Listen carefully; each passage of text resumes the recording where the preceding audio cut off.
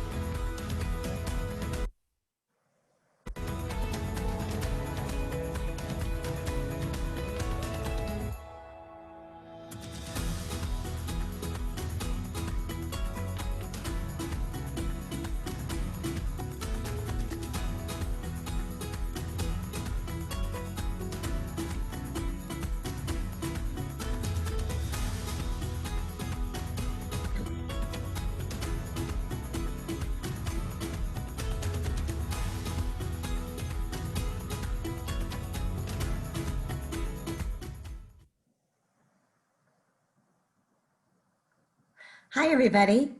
Thank you so much for your time and commitment today as we move into our next session. Jeff Ernst Friedman is the Executive Director of Open Travel Alliance, which has partnered with IITA to develop connectivity standards for tour operators. Jeff has a passion for nurturing travel technology ecosystems that lead to expanded markets and reduced costs.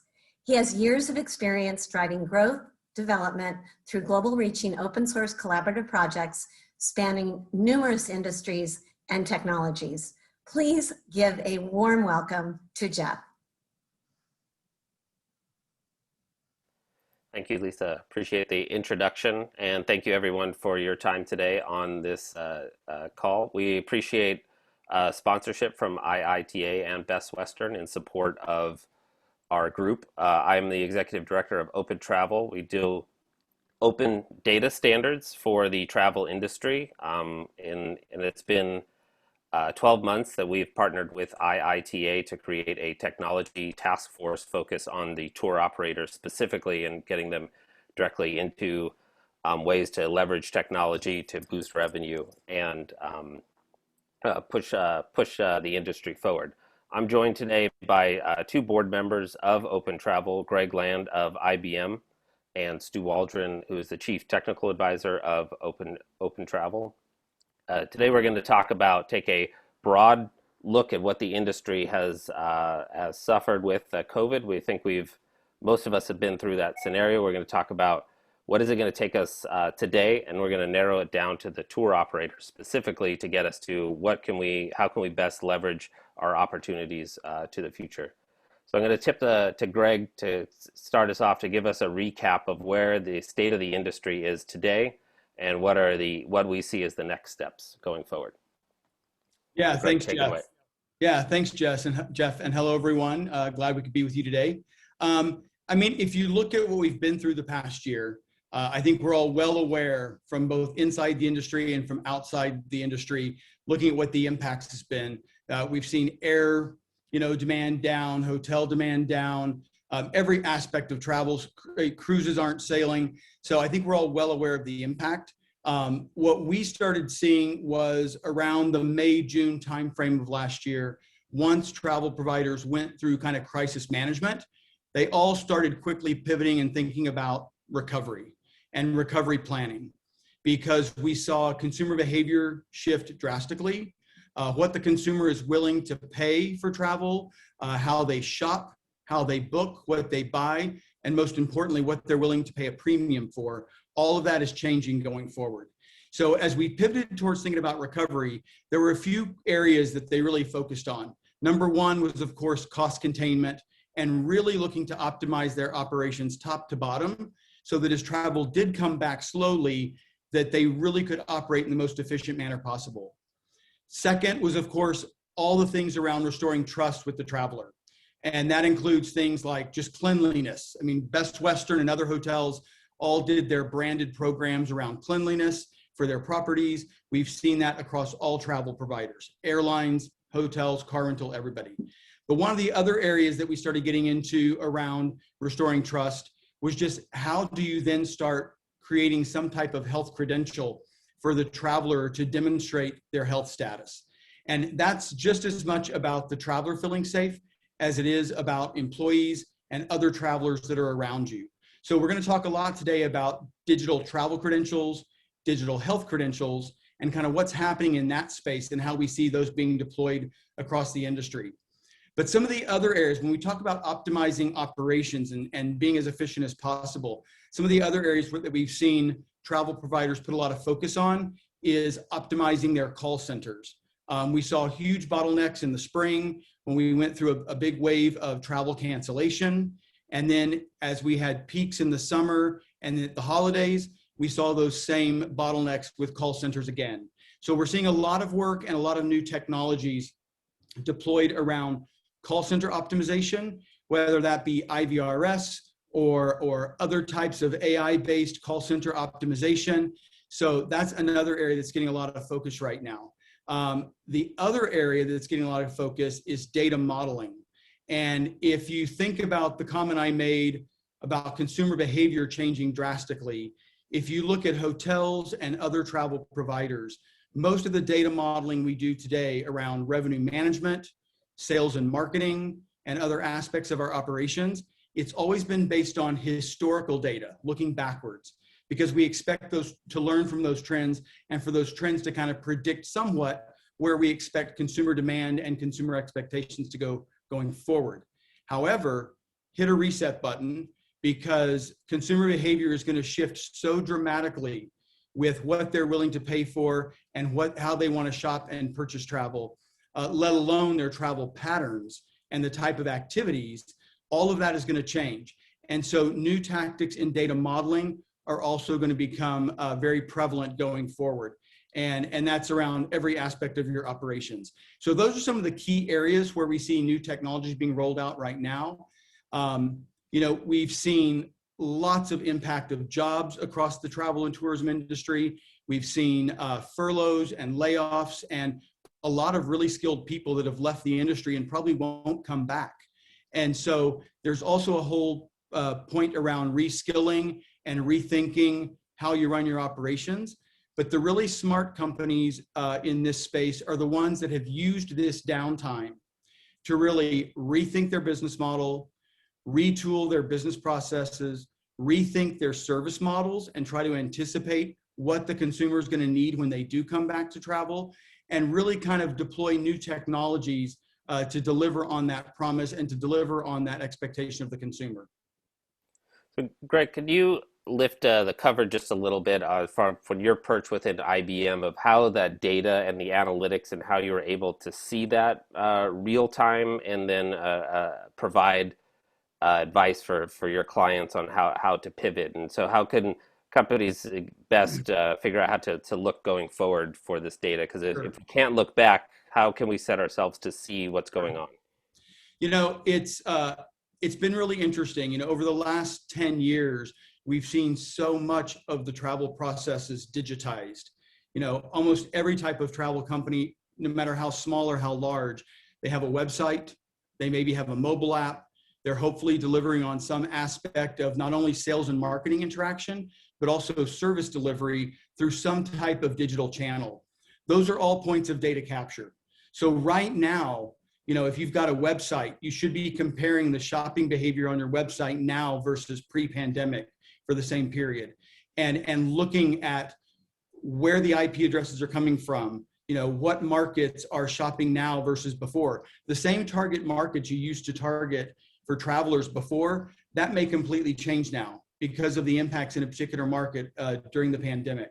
So I think that's one way to start, is to just start capturing the data across your digital channels and comparing that activity and the users that are coming through on that activity to what you saw pre-pandemic, and really trying to draw some conclusions as to where you've had major shifts in that activity. Now, the other thing that we're also recommending is, with this type of evolution of consumer behavior, the trends are going to shift so quickly. I mean, as we've taken traveler surveys over the past year throughout the pandemic, we saw what we would call a phase one traveler come back. And those tended to be brand loyalists who already were comfortable with your brand. They were your elite members of your loyalty programs and things like that. They were the ones that came back first because you already had their trust. You never lost their trust. But it was not a good time to try to acquire new customers when we had those phase one travelers coming back. So we're going to see this very quick evolution from phase one travelers to phase two travelers to phase three travelers, and then maybe get back to the business travelers and the big groups and meetings after that. So there's going to be a bit of an evolution. So the data modeling, you've got to learn very quickly. You've got to monitor the trends, and they're not going to be seasonal trends even. It's going to be week by week trends, month by month trends. So to really learn from that quickly, the best type of data analytics to do is AI-based analytics, and leveraging some type of AI tool to really monitor those trends and learn from the trends as quickly as possible. But one other resource that I'll point you guys to that everybody can use for free, and it's really an interesting tool to monitor on a regular basis.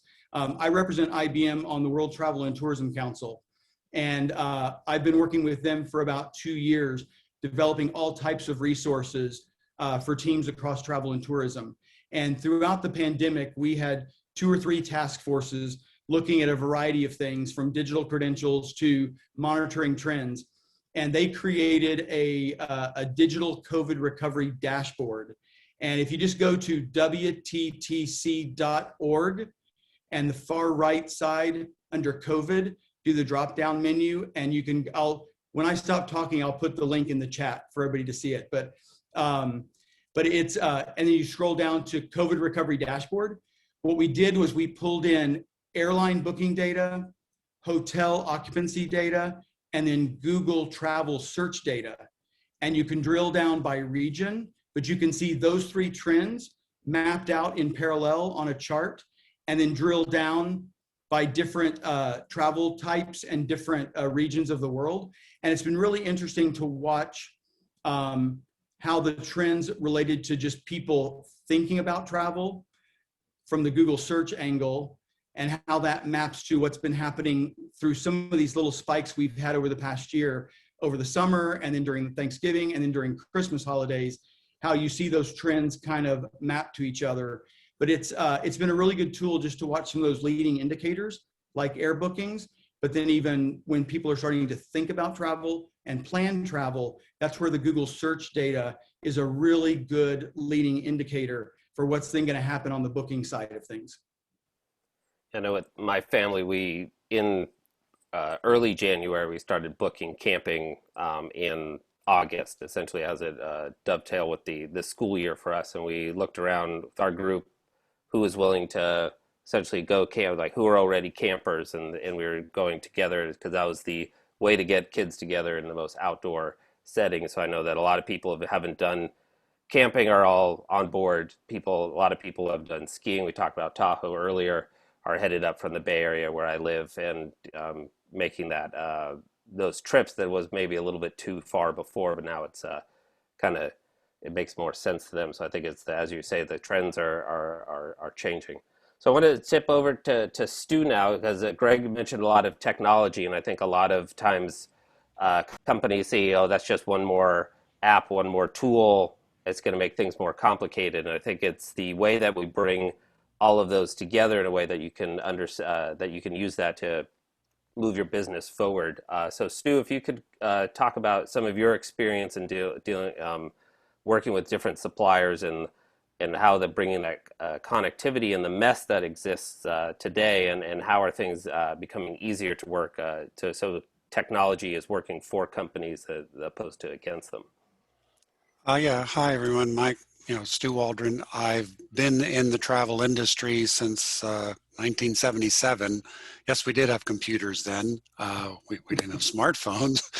But the travel industry, as you know, was very early adopter of intercommunication and interoperability out of necessity. So we've gone through, as an industry, all the evolutions of EDIFACT type messages, then to XML messages. And now as we move into APIs per se, these standards bodies, and in particular Open Travel, we're evolving with that. So many of you have used XML type messages and are what's called a SOAP type message. And now we're moving more to APIs that use JSON and other things as we move forward. But still the point is an API is a means to either get data or cause an action to happen, such as retrieving data on hotel rooms or actually performing the booking and so on. What we have found over the many years of working on interoperability issues is that we've done a lot of work as an industry on the elements or how a message is put together, as in what data is conveyed and what the various meanings of the data are. But what we've struggled with as an industry is the consistency of these programming interfaces themselves. What does a booking, what should I expect a booking function to do? What should I expect an API that gives me room availability and rates to do?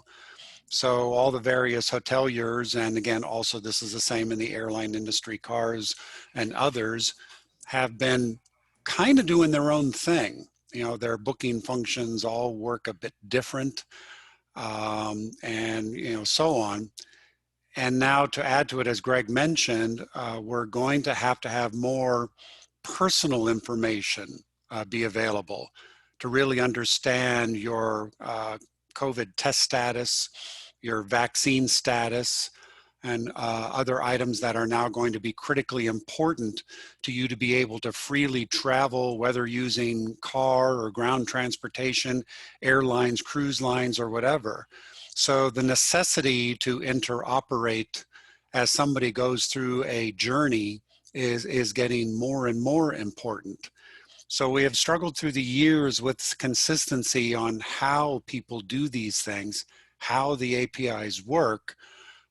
So as a community, we're getting together and saying, we've dealt with the chaos in the past.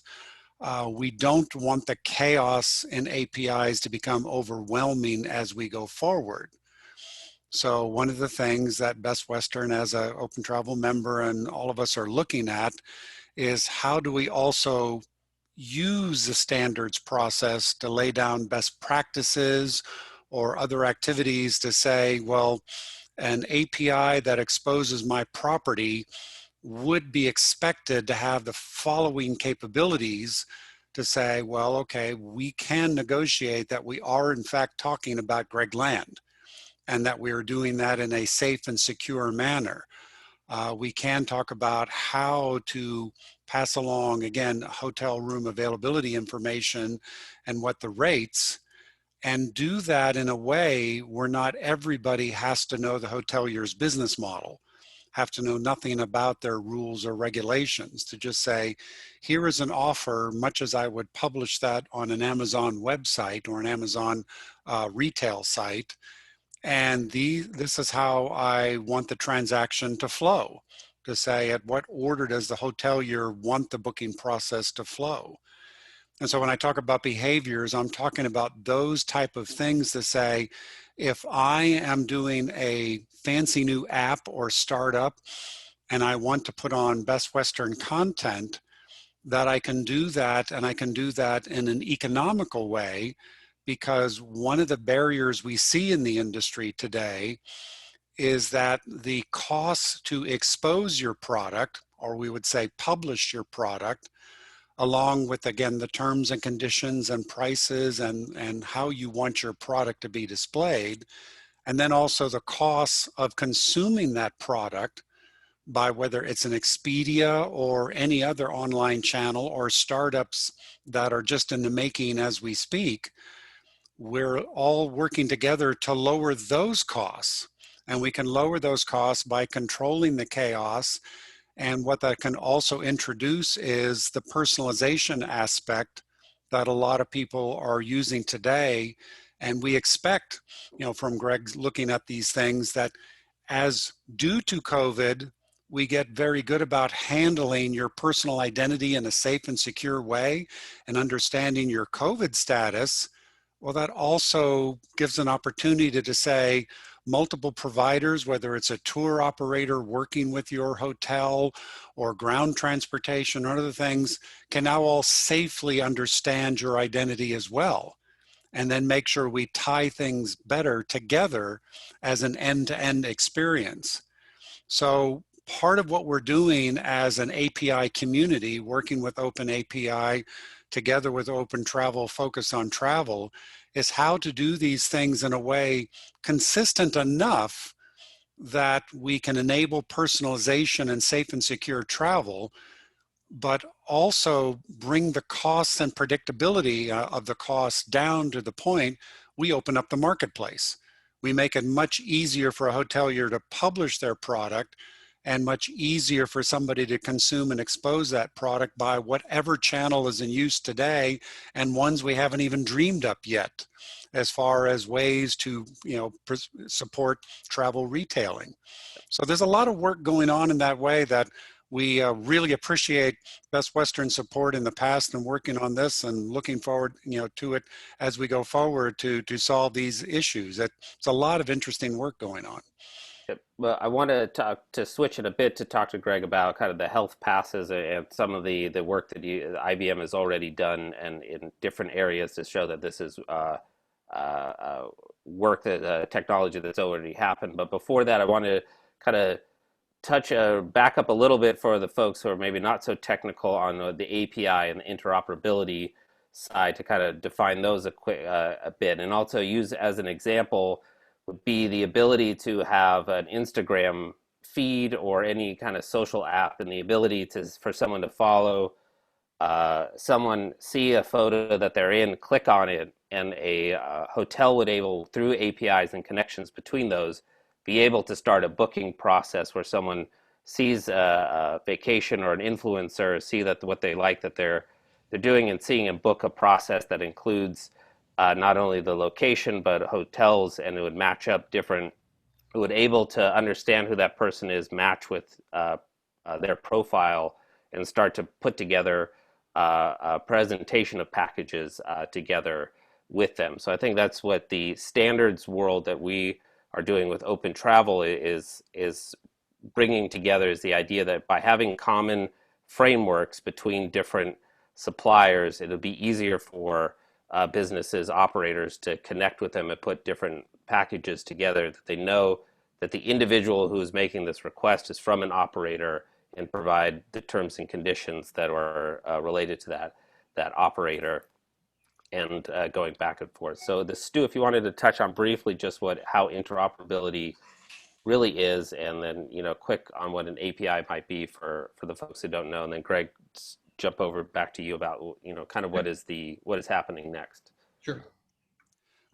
So again, an API, as the term is used, as an application programming interface. So in the scenario Jeff outlined, what happens today in most search engines, certainly Google, Bing, and others, is if you see what would be an activity, a travel activity, an experience you would like to have, like I want to go to a Greek island or something, you are often given a lot of pictures, but then generally to take action on it, you end up dropping through to a link to go to another website and another interface where you may have to put your information in all over again and basically repeat a lot of the things you might have already identified. And then you end up pulling it together manually into a composite trip. Well, with the publishing of APIs through a standard process, is that these search engines or these various retailing platforms, as they're known, would say, well, instead of a link where I'm dropping you through, I'm actually able to make it actionable directly in the experience and the interface you're already in, because think of that as a store shelf. An electronic store shelf would be able to say, I'm showing multiple products that fit the type of experience you're looking for, and I can select the products right off the electronic store shelf, not in effect be directed, we'll go to the store next door and start all over again. So that's one of the analogies I can give, that with these well-behaved interfaces that are published, much like you would publish a product catalog, think of it more that way, that you'll be able to pick up these APIs and directly engage with the provider, even using personalization, because this electronic store shelf is completely wired together with the retailer and the providers, and the agreements are in place to say, I can give you a more consistent travel shopping experience, including the personalization the hotelier would wish to offer, again, critically in a safe and secure manner, so we're not sharing any sensitive information. But the technology has matured to the point this is all quite doable, and there's examples of this outside of travel. The travel industry, we are catching up a bit, but you know, the groundwork has been laid by other industries. So before we get to the customization, where you could essentially type in a request to an operator's site and be presented with a slew of options, first we're going to have to travel has to be opened up. So Greg, what do we see as kind of the near-term expectations of travel and these health passes, and how is that technology that is going to happen, or is that something we've already seen put into practice that needs to be adjusted to fit the new needs? Sure. And kind of sticking with that broader theme I brought up before about restoring trust of the traveler, you know, this is very much about using technology as a way to make the traveler feel safe and secure, but everybody involved in their journey. And so this technology kind of is born out of what's referred to as digital credentials. And they're used in banking, they're used in financial services. There's a lot of industries over the last 5 years that have been rolling out digital credentials. And it's basically just a way of identifying who you are. We've seen a lot of countries switch to electronic visas. Those are a type of digital credentials. So it's not a new technology, it's been around for a while. We're now just adapting it to health credentials. And so this is actually a platform that our Watson Health team developed about 2 years ago to be used in the pharmaceutical industry, to be able to transfer patient level information in a secure, private fashion between pharmaceuticals and healthcare providers across the healthcare ecosystem. And so it's very secure. And even before we started thinking about applying it towards travel, last spring, in the early days of the pandemic, it was first leveraged to create applications for what we call return to work. And so there were several large manufacturing plants around the US that had shut down because of the lockdowns, but they wanted to reopen to produce PPE and other things that were needed to actually administer patients in the pandemic. So, but they needed to make sure that they were validating the health of their own employees. They were bringing back into the manufacturing plants.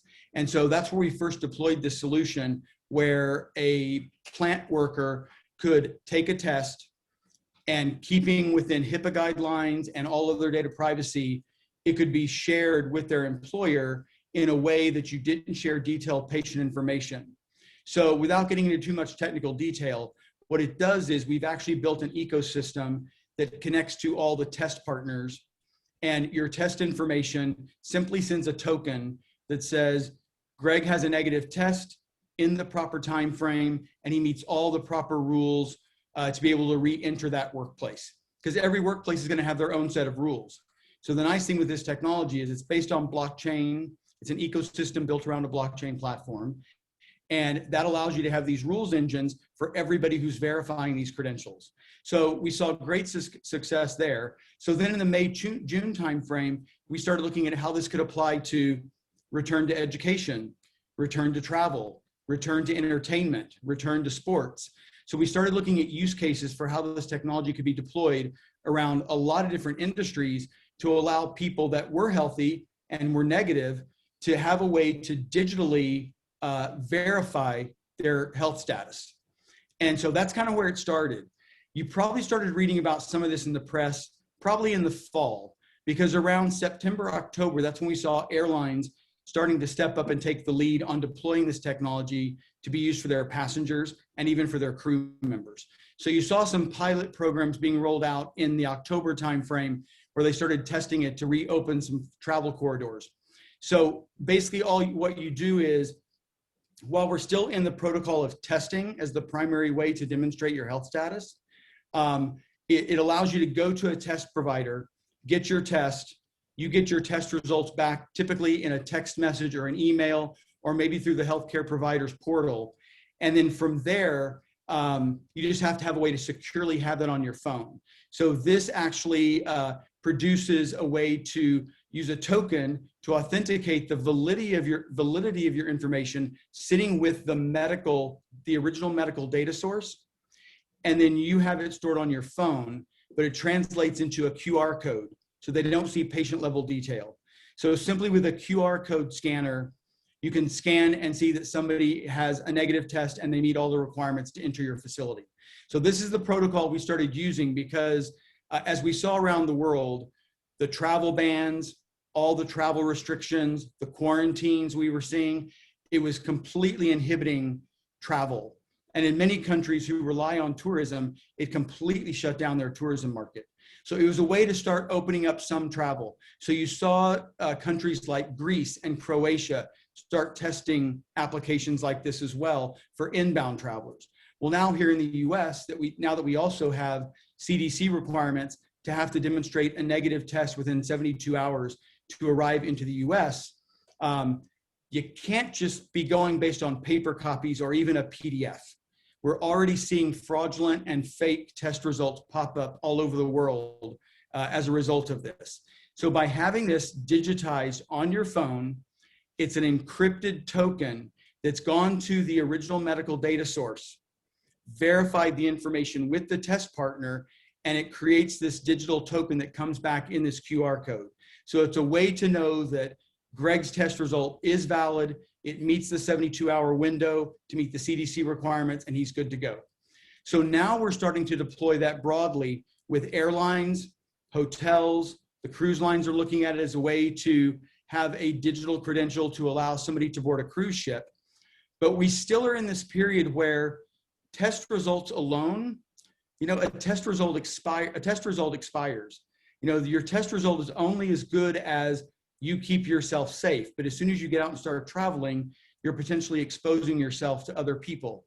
So a test result can only be good for like a single trip or a single flight. So now as we're starting to get into vaccines, we've now started integrating from the state health departments and ministers of health in other countries, we've started integrating the vaccine data. That's going to be a little bit different because to get a vaccine is going to be a lifestyle choice. And once you get the vaccine, fingers crossed, let's hope that's good for at least 12 months, if not longer, right? Depending on the direction things go.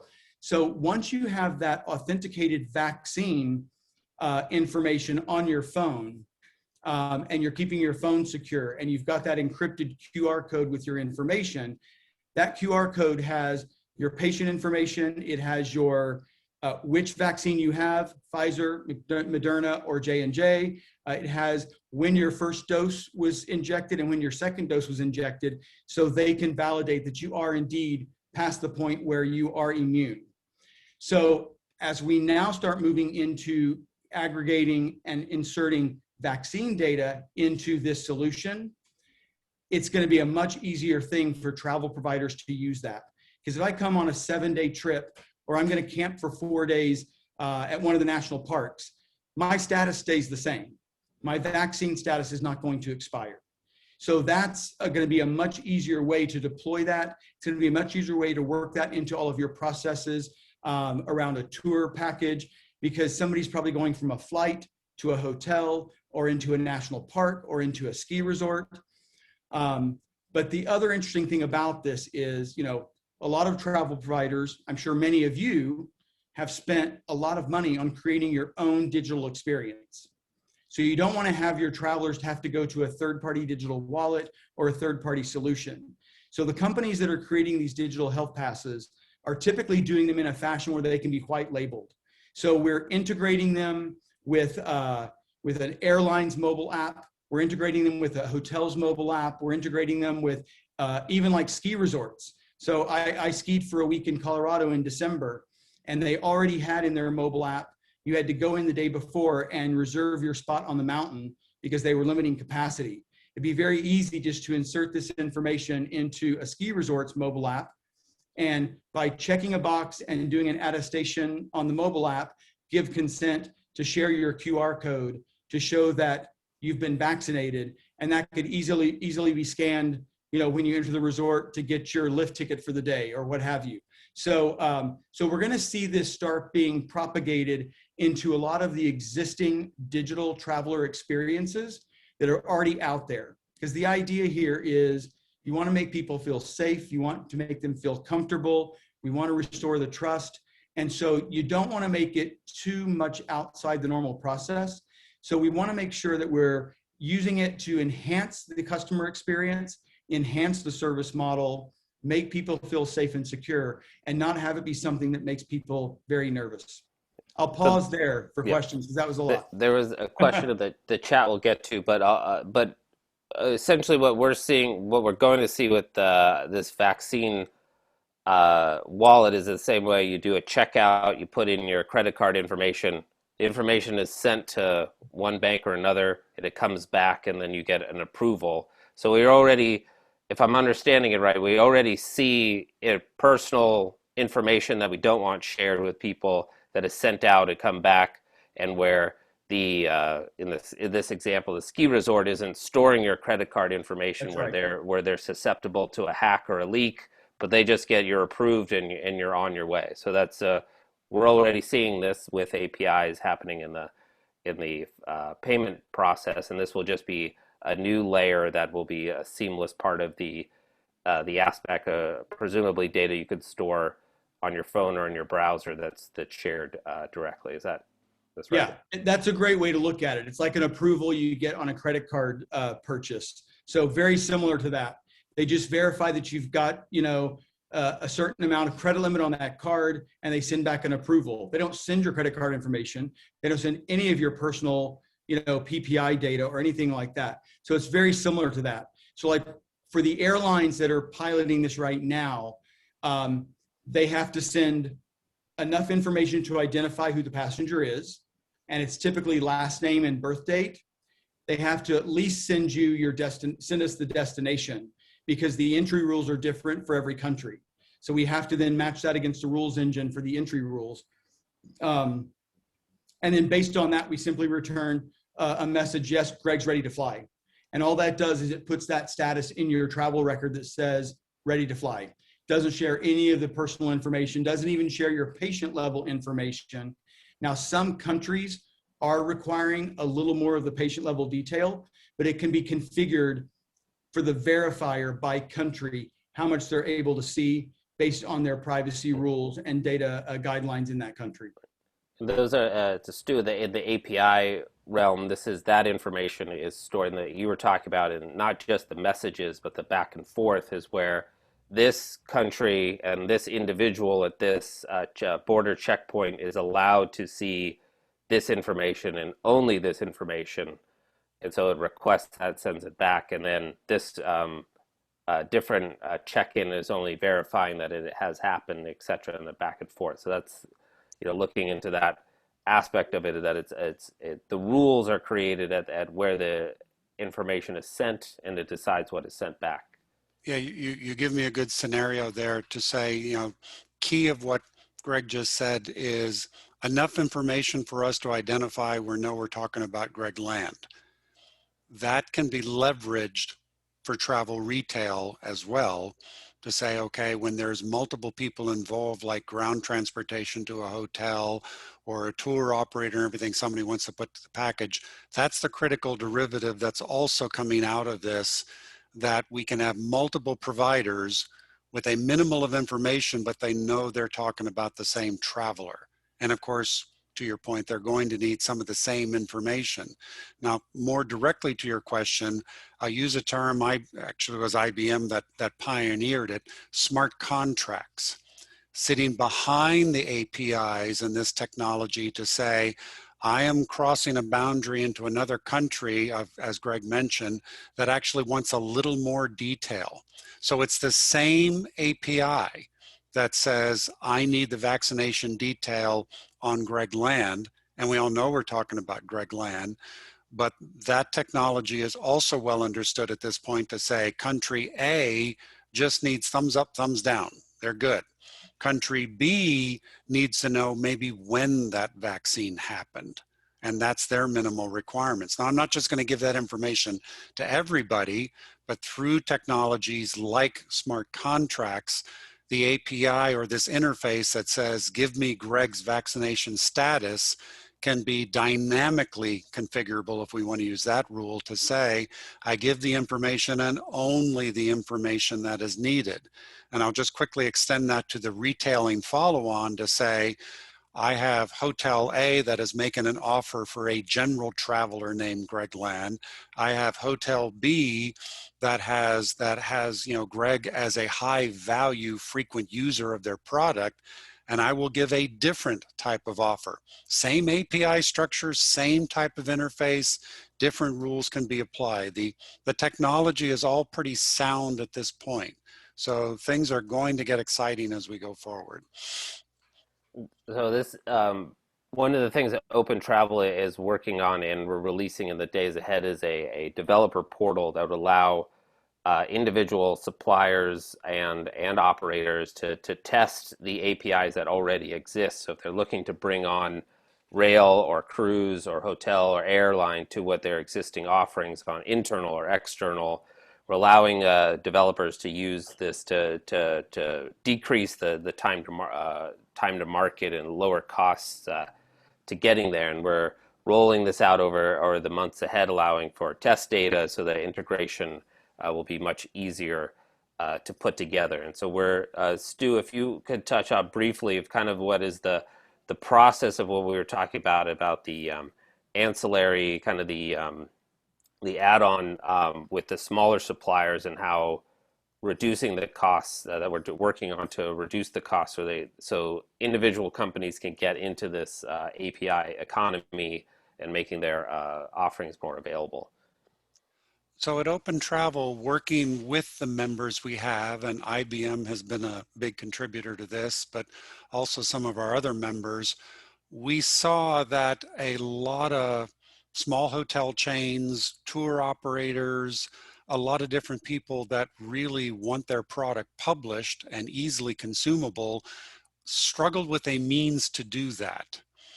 And again, as I mentioned, the cost model to say, for example, of the many companies I work for, have worked with, basically worked with and for all three of the major global distribution companies, and familiar with the cost structure it takes to bring on a hotel booking, to bring on an air booking.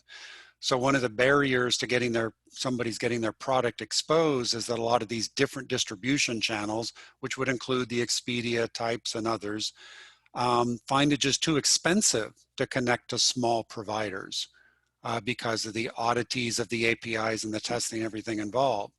So part of our idea of coming up with better defining APIs in a more consistent way was to provide at least starting out a sandbox for people to start trying this out, because we are using some different types of technologies, how to produce APIs, the more modern JSON-based APIs and others.